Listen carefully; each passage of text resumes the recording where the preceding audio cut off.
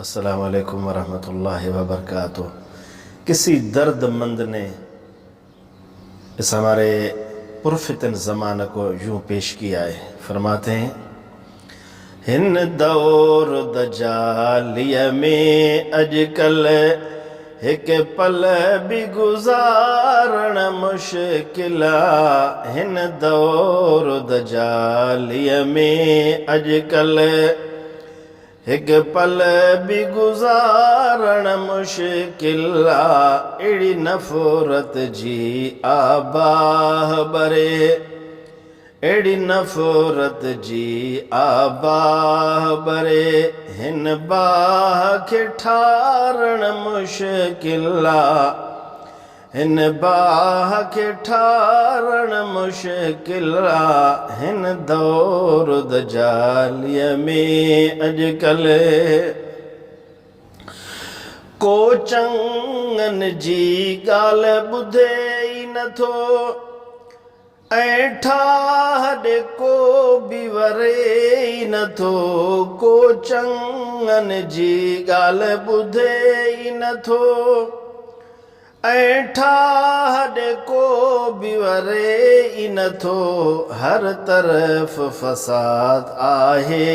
اج کل، ہر طرف فساد آہے اج کل، ہتے جیون گھارن مشکل،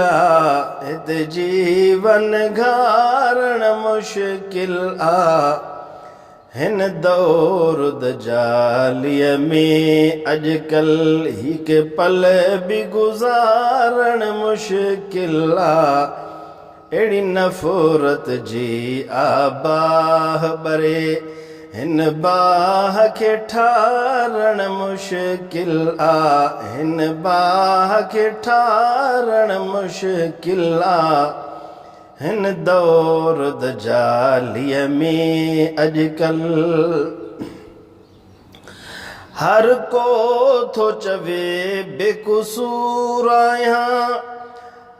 ہر کو تھو چوے بے قصور آیاں، تھیو ظلم متے مجبور آیاں، ہر کو تھو چوے بے قصور آیاں، تھیو ظلم متے مجبور آیاں، اتنا ہے عدالت کا اج کل، اتنا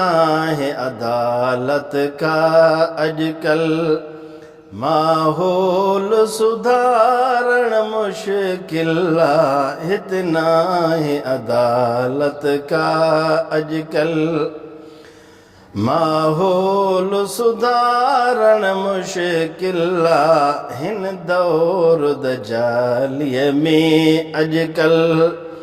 ایک پل بھی گزارن مشکل، اڑی نفرت جی آباہ برے،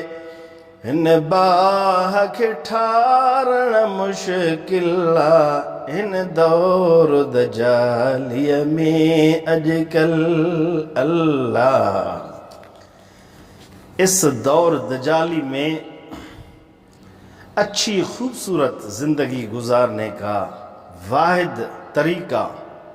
صرف ہے اللہ، اخلاص کے ساتھ اللہ کی اطاعت کرے، اللہ کو یاد کریں،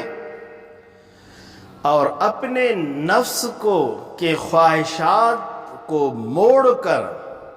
اپنے آپ کو نفس کے خواہشات سے موڑ کر گناہوں سے اپنے آپ کو بچائیں، ہر وقت زبان پر جاری ہو اللہ